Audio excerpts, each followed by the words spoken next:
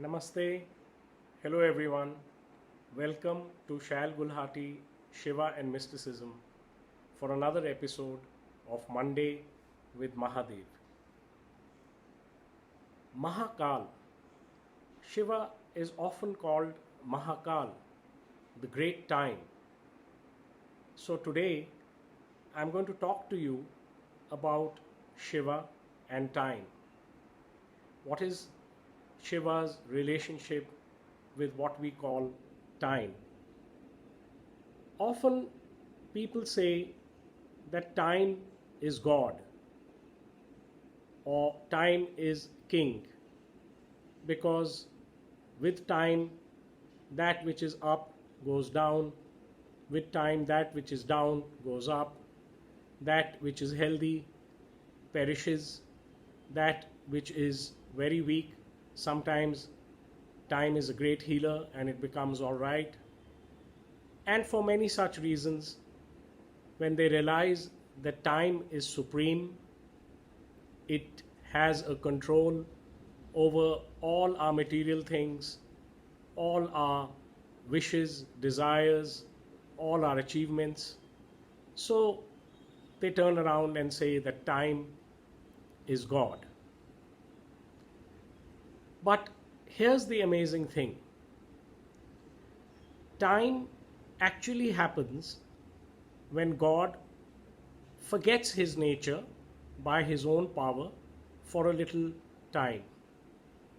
You see, before the creation of the universe, there is no time itself. God is just in his pristine consciousness as God itself. And there is no creation, no land, no sea, no mountains, no trees, no breeze, no human beings, no animals, and even no time. So actually God is timeless, eternal. And then when he creates this universe, he creates it, like I said, by masking his nature, by giving himself a veil, specially about his aspect of being timeless and eternal. And therefore, he creates what we call time. Now, in science also, these are the three big things: time, space, and causation. We have to live in a world of time, we have to live in some space, some ground, and we are here because of some causation. And one of the ways to try and understand causation, scientists have been doing through their investigation of time and space. And they have many theories. They have many theories that space is curved, and if there is a point A and a point B, we can go from point B to point A in a shorter route than what appears to be, because if space was flat like this and A would be here, B would be here, the distance would be this much. But because space is curved, the distance between A and B is lesser. And this is a very complicated theory, but what it means is that if we could somehow pass through that, we could travel through time and be there in a shorter way, and things like that. And then of course they have investigated space, and which means things and materials, and looked into every life form to see what is consciousness or what is causation. But like I told you, that God's actual nature is timelessness. How do we understand timelessness? Well, luckily, in our lives, there are moments where we feel timeless.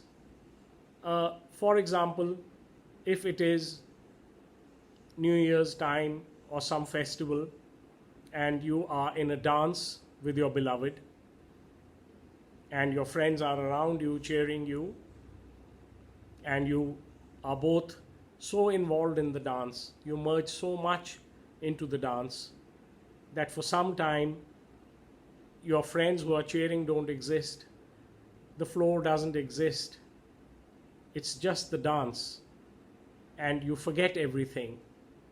And that is a little glimpse of timelessness.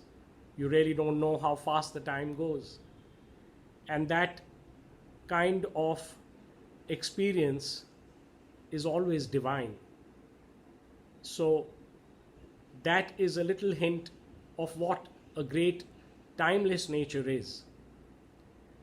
Now, time in Hindi would mean Kal, but Shiva is Mahakal. So the very epithet itself shows that Shiva is one who is beyond time. He creates time. And when he does this, we find ourselves in a world of time, and we look for moments to fly into that space of timelessness. And when that happens, either due to a very beautiful experience like the one I described, or then technically through dhyana, meditation, and then we go into Samadhi, which is the merger of the individual soul into the supreme consciousness. That happens in one moment, and that moment is timeless. And at that moment, surprisingly, we understand everything, the essence of everything that has happened so far in this world of time. And we also understand exactly in that moment the essence of all causation.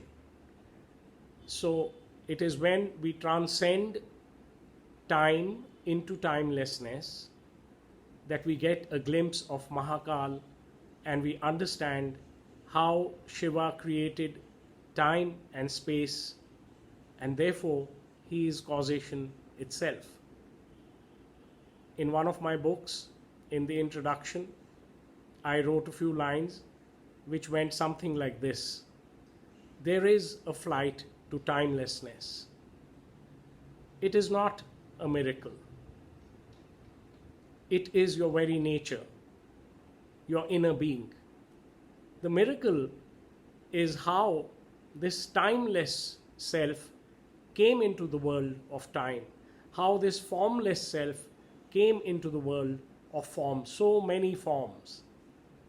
And when we begin to understand this timeless nature of Shiva as Mahakal, we also begin to understand the otherwise difficult concepts like infinity. Interestingly, one of the reasons that Kashmir Shaivism ascribes as to why Shiva made this universe is actually to recognize his own nature, to know himself, to play, to grow. Now, because he's timeless, Mahakal, how can he measure timelessness? How can anyone measure timelessness?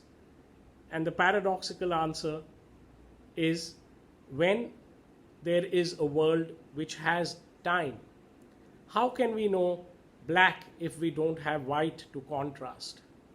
How can we know day if we do not have night? How can we even have music if there is not a gap between two notes? Therefore, Shiva made this world which we call samsara. It is a world of time, and by this world of time, he actually begins to understand more of timelessness. By this world of form, which is us, he actually begins to understand formlessness. By this world of matter and bodies, which is us, he begins to understand the soul and consciousness. So this is why Shiva is called Mahakal, the timeless one. I hope you liked this little video. Join me again here next Monday, and I will come with yet another wisdom of Shiva for you. Om Namah Shivaya.